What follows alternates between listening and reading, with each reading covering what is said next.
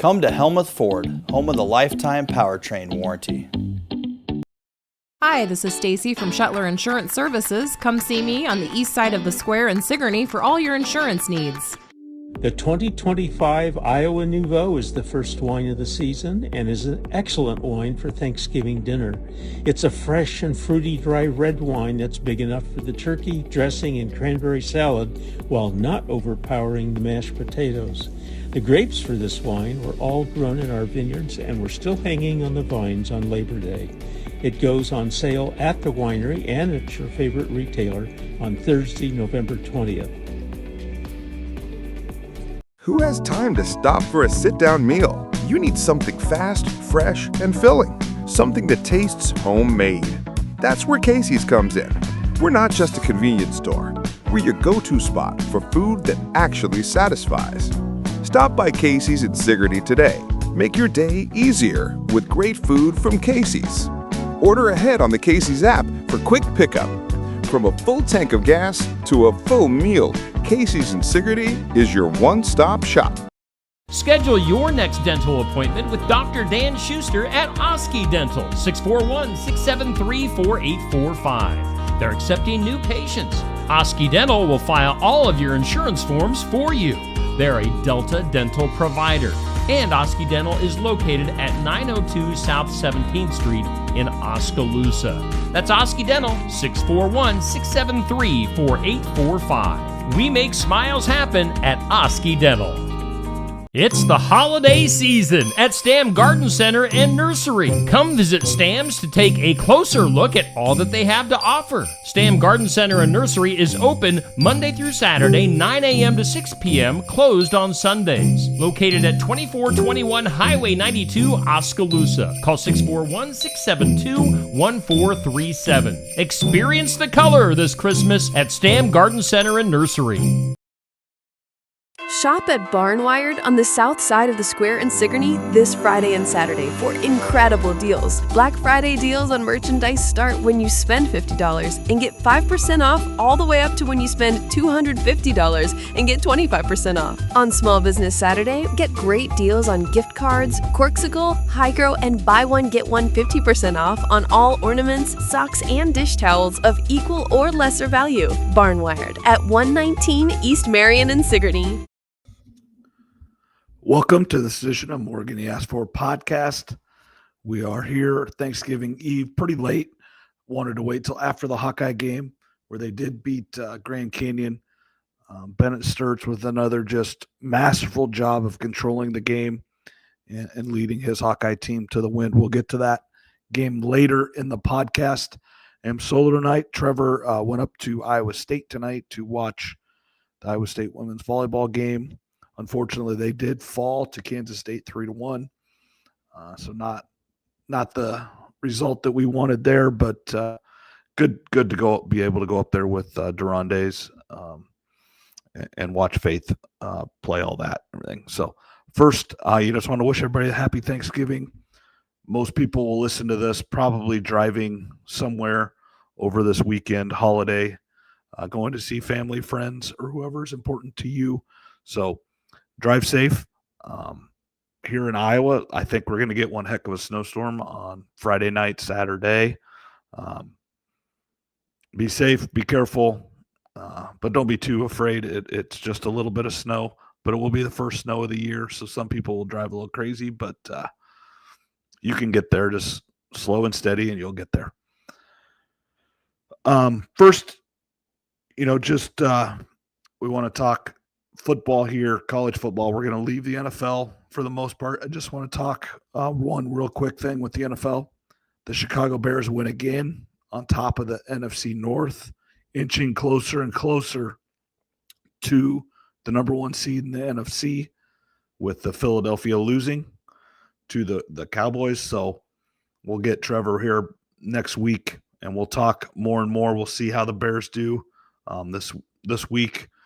There's NFL Thursday, Friday, and Sunday this week, so be ready. Obviously, tomorrow's a big NFL day with the Packers or the Lions playing at home, Dallas playing at home, and then one other game. I don't remember who it is for sure, but there's always one night game as well. So I'm not the most in tune to NFL, but I will definitely watch the games tomorrow.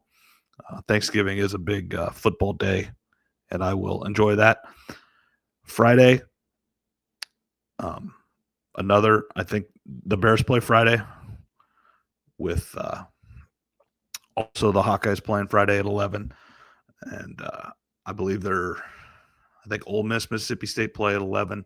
So several games Friday morning into Friday night. No more. I don't know how much more of a Black Friday where, everybody goes shopping early in the morning and comes back, watches football, whatever. A lot of people just get the stuff sent to you. Black Friday sales have been going on for a while. I've seen those on the internet and everything. So just enjoy your Friday, prepare for the snowstorm, get everything ready, and then relax, watch football. And then Saturday morning, Cyclones play at 11, and then there'll be regular football all day. Last week of the regular season, going into the championship games. Rivalry week for a lot of teams. This is the one thing that I think Iowa and Iowa State could do a little different. They could play this game this week. 2001, after 9/11, it was moved to this week, or roughly this week, last game of the year. I think we still played it before Thanksgiving, but it was last week of the year when I was up there at Iowa State. I liked it later in the year, but it's also good to just stay in conference. Iowa State, Kansas State usually play this week. Obviously, they played first this year. Iowa's now established kind of a Black Friday tradition with Nebraska, another good rivalry. So they really have about their next best rivalry going, so not too bad. But you've got Ohio State, Michigan, Mississippi State, Texas A&M, Auburn, Alabama, Florida State, South Carolina, Clemson, Georgia Tech. You've got others out there as well, USC, UCLA, Oregon, Washington. Just great week of football. We spend all year talking about college football. For many teams, this will be the last game. And then, after next week, we'll find out the playoff teams and where everybody's going for the bowl game. Iowa State will both be going to a bowl game. With Iowa State should win. Let's just talk about that game. Not really much into it. Oklahoma State's really bad. Iowa State's playing better. They just need to go down there, take care of business, win the football game, and then determine your bowl game.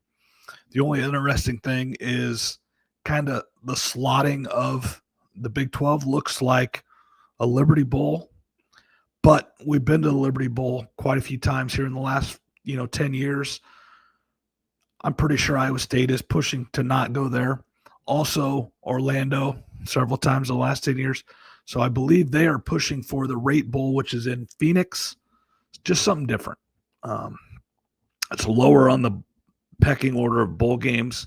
So I suppose those other games could go ahead and pick Iowa State. But I'm pretty sure Iowa State's putting it out there that they don't want to go back to Orlando or Memphis. Really nothing against those places. Just you don't want to keep going to the same place over and over. Unless you're the Hawkeyes and you want to go to Tampa every single year. I do think Iowa's in play for Tampa as long as they beat Nebraska. It might be just whoever wins this game goes to Tampa. If Nebraska would beat Iowa, maybe Nebraska would go there because obviously Nebraska fans would travel, as would Hawkeye fans. Iowa's actually not been to Tampa in quite a few years. It's not the Outback Bowl anymore, unfortunately. I think it's the ReliaQuest Bowl or whatever. But Iowa State both will be going somewhere. So they'll both have another game that no plan to go to the game, but definitely will watch and cheer on the Cyclones. Like I said, I don't think the game for Iowa State should be close. Just go out down there, don't get anybody hurt, and win the football game. Oklahoma State's really bad. I do believe they hired a decent coach, a good coach, who probably will help them turn it around with Eric Morris out of North Texas. So they will be moving on and getting ready going forward. Obviously, Eric Morris, I believe North Texas will still have a bowl game, maybe even a championship game They've been in the running for the playoff. I think they did lose a game or two, so they're kind of not in that now. But he had them in the running for quite a while. So, and I did hear, I think he's staying on throughout wherever North Texas goes throughout the season. But he'll hire some people. They'll get going right away. And Oklahoma State will look to the transformation from, Mike Gundy for 20-some years to the new regime and Eric Morris. Also looks like Alex Golich will be going to Arkansas, former Iowa State assistant. Probably a good spot for him. I believe that's a tough job in the SEC with everybody around you, but it's definitely a step up from South Florida. He's getting his chance in the SEC. There's only so many of those jobs, so good for him. Moving on to the Hawkeyes versus Nebraska. I think this is going to be one heck of a football game. It always is. Nebraska finds ways to lose, and Iowa finds ways to win. Now, whatever way you want to weight that, you can debate that all you want. I thought the Hawks were playing pretty good football. Obviously, they lost to Oregon and they lost to USC, but those are two really, really good teams. I don't know what happened for the first three quarters against Michigan State, but when Iowa needed to make plays, they were able to do it last Saturday against Michigan State and Kinnick. I do believe Michigan State helped them a lot. They were throwing the ball. They kept punting to the best punt returner in Iowa history. I don't know why you do those two things and just you didn't get first downs anyway, but you run the football and maybe there's one less possession in the game. Iowa still might have scored, might have won, but I think there's one less possession at least if you just run the football. Even with 6-7 minutes left, that 40 seconds, that 45 seconds adds up that you're able to waste if you're just running the football instead of throwing it. Coaches just continue to do that. It goes back to the Atlanta Falcons when they were ahead 28-3 on New England. You throw the football 2 or 3 times and it only takes a minute off the clock, and then the other team gets the ball back. It just gives them too much time, and too many time is your friend. Use it. Run the football. Obviously you want to get a first down, but if you don't get a first down throwing it, it just puts your team in a world of hurt and just gives that other team hope and a chance. And Iowa's used to doing that. They're used to making plays with their backs against the wall. So good job, Hawkeyes, doing that. Iowa's won 9 of 10. Nebraska's not beat Iowa in Lincoln since 2011, so it's been a long time. Nebraska just got their brains beat in by Penn State, who, again, I still don't think it's very good, but maybe they are, and just had a fluky 3 weeks. But looks like Dylan Raiola is going to transfer. I think his uncle's going to get fired as the O-line coach because they're not very good. So I just think the Raiola family is moving on for Nebraska. And that's not necessarily a bad thing. There's just a lot of pressure on him, a lot of attention. Baby Mahomes, whatever you want to call him. And this young guy that's been playing quarterback the last couple of weeks since Raiola got hurt has done pretty well. I mean, he's, one was against UCLA, and they are what they are. And even the Penn State game, it wasn't all his fault, but he's played okay. And I think they're just going to go with him and have a recruit, bring in other recruits and see where it goes. You can always get someone in the portal. Nebraska has resources. They will get whatever they think they need. With the playoff, as long as the favorites win, which most of the favorites are kind of a big time favorite, it's not a 2 or 3 point game. And the ones that are, like Texas Ole Miss or Texas A&M is real close. Texas can beat Texas A&M, but Texas A&M still going to the playoff. Georgia Tech beats Georgia. They're probably still going to the playoff. Now, the ones that are questionable is Oregon, Washington. They might drop all the way out.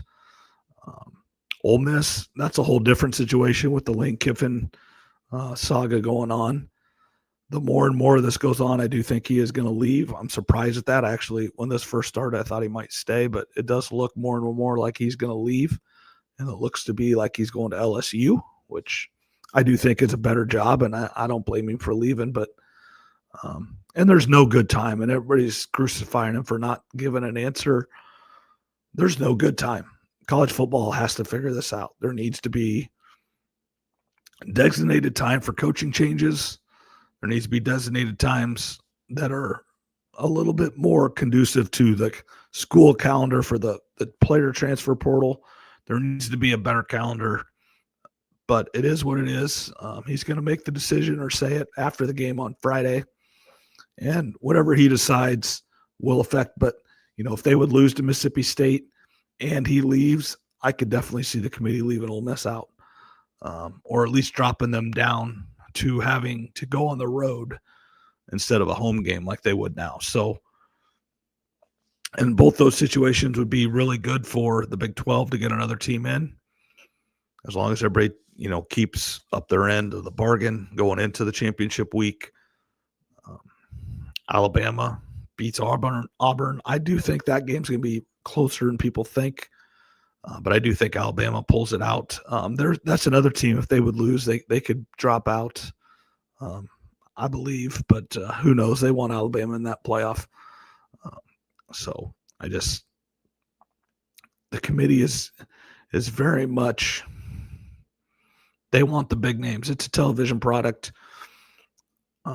Notre Dame's in. We'll see about BYU and Texas Tech. It's almost like we need BYU to beat Texas Tech, and I do think Texas Tech has done enough to earn an at-large, but for some reason BYU's one loss is not good enough to the number 4 or 5 team in the country, whatever you want to say they are. But it is what it is. That's college football. We've made it this way. Unfortunately, everybody just talks about the playoffs and all these bowl games, and like the Iowa State game has no buzz. The Iowa State game last week really had no buzz because they're not playing for anything. They're not playing for a championship opportunity like they did last year, and they're not going to the playoff. It's just playing for good records, playing for just yourself and pride in your teammates and pride in your school. And we're going to see what teams are built that way, or teams that are just built selfishly and are just playing for themselves this week. So we'll find out a lot this week, and then going into the playoff, going forward, we're all going to watch. It's great football. It's the best teams in the country. And, I don't like necessarily the way it works out, but I will watch every minute of almost every game and cheer and for the love of college football. Last few minutes here, I do want to talk basketball. Iowa State both had great Thanksgiving holiday tournaments. Let's talk Hawkeyes first. 2-0.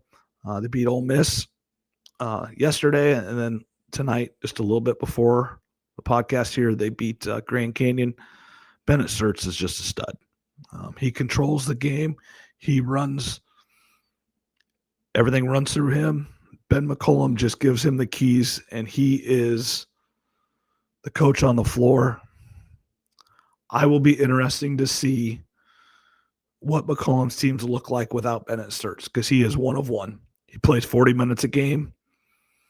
He is the ultimate floor general. Now, I think Ben McCollum is a great coach. He will do a great job for the Hawkeyes, to the Cyclones' dismay. I wish Fran led the Hawkeyes for a long time, because Iowa State, they didn't win every game against Fran. Fran had his wins against Iowa State, but they didn't recruit the same type of player.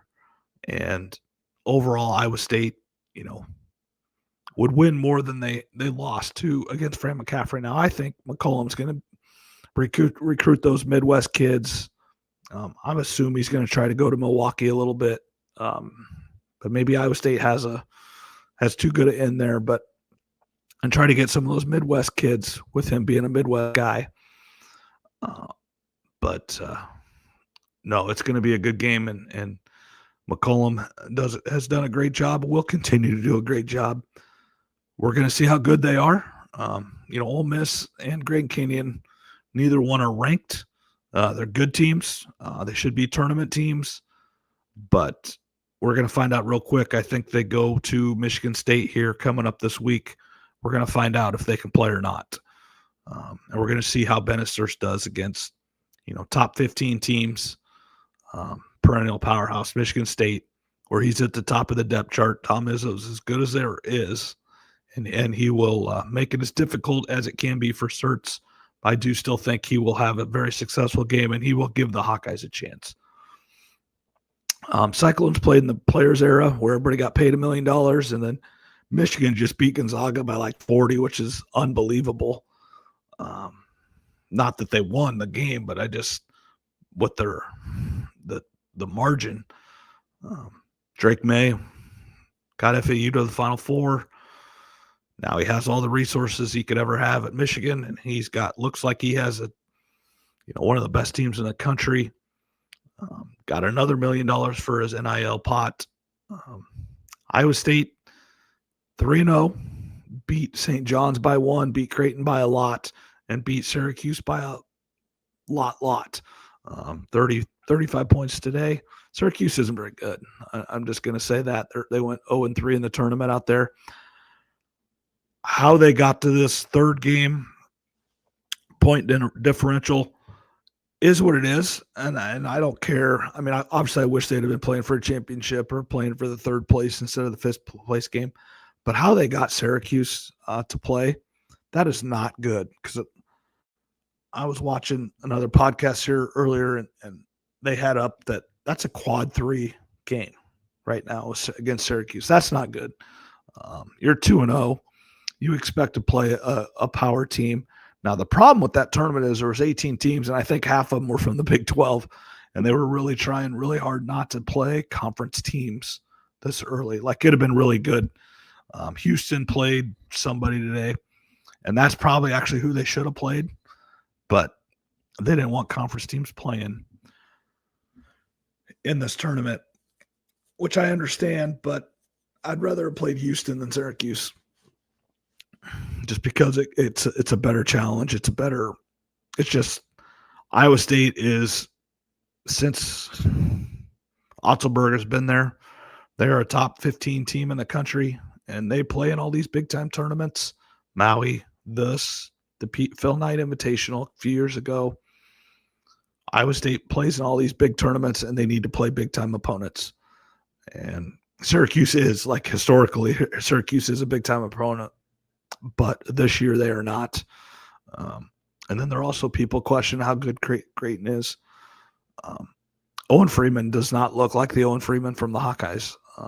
Josh Dix is still pretty good. But how good is Creighton going to be? Hard to tell. All these transfers, everything, you just never know. But it will be fun. Hawkeyes jump right into the Big Ten play. Cyclones have one more easy game, and then they go to West Lafayette and play number 1 Purdue, and then I think they play. Then it's the Hawks. So it's time. It's time to stop playing the cupcakes. There's still a few more for both of them, but we're getting closer. Cyhawk wrestling this week. Then in the next week, Cyhawk women and Cyhawk men. All 3 of them should be really, really good with all the teams being ranked. I do believe Iowa will be ranked here coming soon. Hopefully they don't get blown out by Michigan State so they can stay in that top 25 for the Hawks. Thanks for listening. Hope you have a great travel safe. Have a great Thanksgiving week, and we'll talk to you next week.